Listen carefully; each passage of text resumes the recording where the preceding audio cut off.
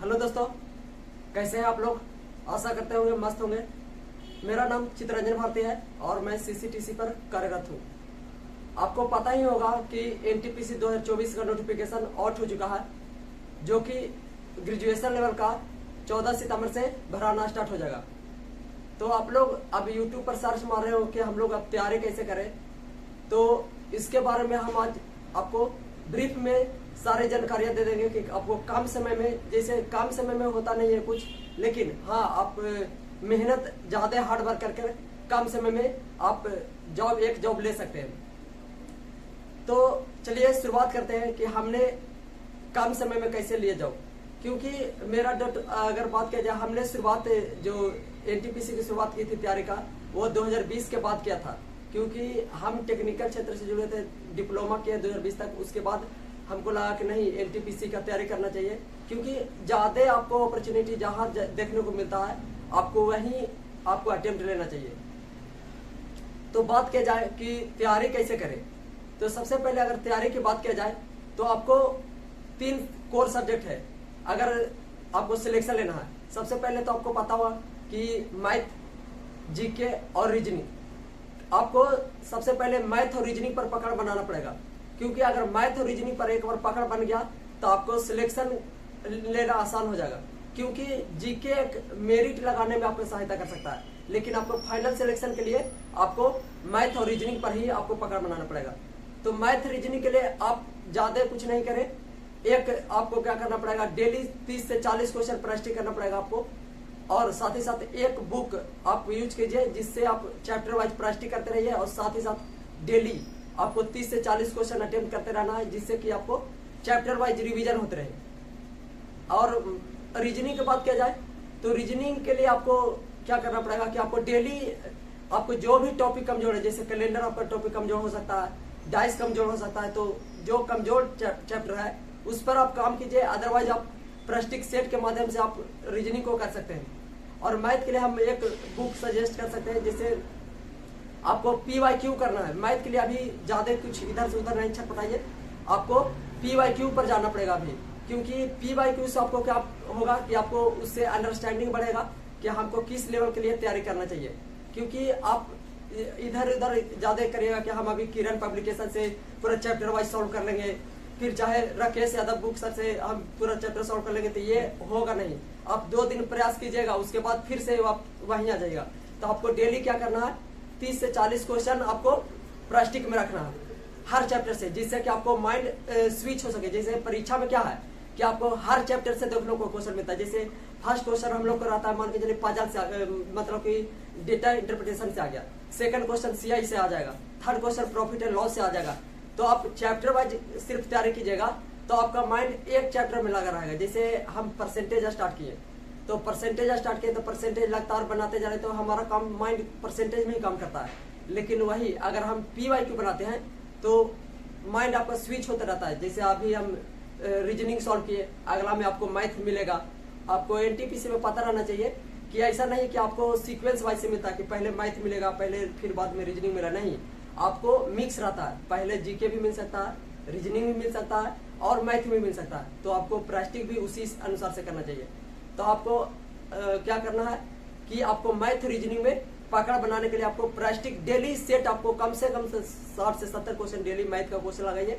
और रीजनिंग के लिए आपको वही करना है, डेली कम समय में सेट मारने का प्रयास कीजिए। क्योंकि इस एग्जाम क्या है, एक स्पीड का खेल है कि आप कम समय में ज्यादा क्वेश्चन अटेम्प्ट कर पाए। और वही बात किया जाए जीके का सिलेबस तो बहुत ज्यादा होता है, क्योंकि उसमें लिमिटेड कुछ नहीं है। जैसे हिस्ट्री लिमिटेड है, फिर भी उसमें से ऐसा जीके देखने को मिल सकता है जो आप कभी पढ़े नहीं होंगे।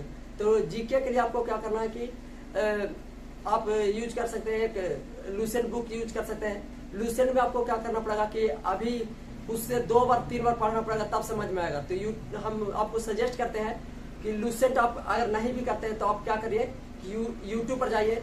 आप जो भी शॉर्ट नोट्स की तरह जो प्रोवाइड करता है, जैसे आपको पता होगा कि खान सर का भी नोट्स, शॉर्ट नोट्स आता है, और उनका जैसे वीडियो भी आपको देखने को मिल सकता है खान सर का यूट्यूब पर।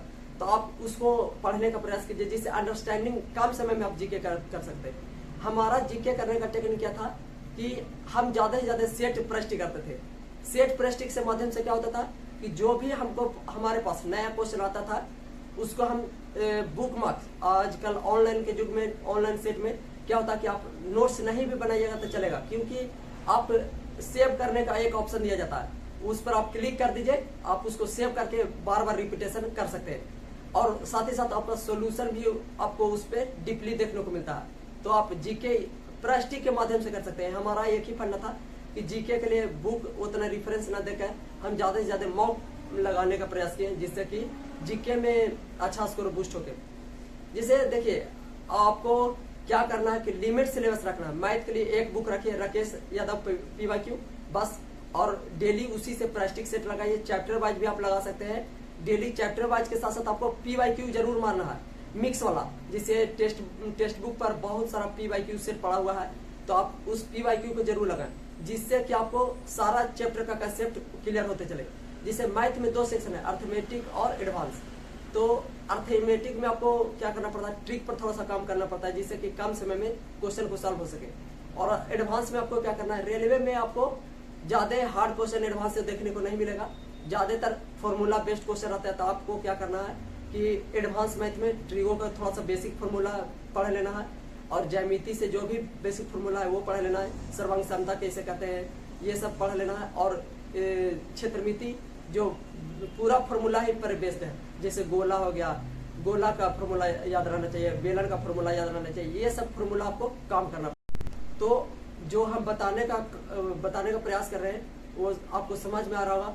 तो हम लास्ट में यही कहेंगे कि देखिए, मेरा अगर प्री में मार्क्स की बात किया जाए तो बहुत कम नंबर था, रॉ मार्क्स 63 से 64, लेकिन हमने प्रैक्टिस में निखारा है, क्योंकि पढ़ने से सिर्फ नहीं होगा, आप ज्यादा से ज्यादा पढ़ रहे हैं, पढ़ते जा रहे हैं और सेट मारने में आप डर रहे हैं। जिससे क्या होता था, शुरुआत में जब कोई भी स्टूडेंट तैयारी करने के लिए स्टार्ट करता है तो सेट नहीं मारता, उसको पता चलता है कि हमारा नंबर कम आएगा तो वो डिमोरलाइज हो जाएगा। लेकिन नहीं, आपको सेट के माध्यम से आपको पता चलेगा कि आपका वीकनेस क्या है, आपका वीकनेस पर काम करने से ही किसी का सिलेक्शन होगा।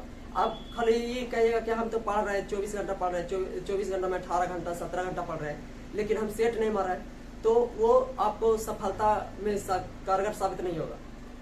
हमारा शेड्यूल था तैयारी के दौरान कि हम कम से कम 2 सेट जरूर मारें, ऑनलाइन सेट मारेंगे, ऑफलाइन, क्योंकि ऑनलाइन एग्जाम में क्या होता है कि आप बार बार क्वेश्चन को देख सकते हैं, सेव कर सकते हैं क्वेश्चन को। तो ये हमको अच्छा लगा, ऑनलाइन ही हम लॉकडाउन में ऑनलाइन घर से ही सुविधा का फायदा उठाया, क्योंकि सारा कोचिंग संस्थान क्लोज हो चुका था, तो उस समय ऑनलाइन ही बहुत बड़ा काम किया। और खासकर टेक्स्ट बुक एक ऐसा प्लेटफॉर्म है जो आपको सस्ता से सस्ता में आपको 1 साल से 2 साल के लिए तैयारी कर सकते हैं उस पर।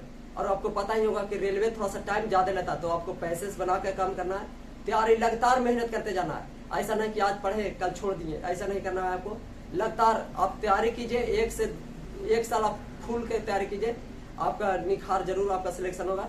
मेरे आपके साथ आपका सभी जिस प्रकार से सपोर्ट हो सके हम आपको करने का प्रयास करें, और ज्यादा से ज्यादा कमेंट करने का प्रयास करें, जिससे कि आपका डाउट क्लियर हो सके कि हम तैयारी कैसे करें।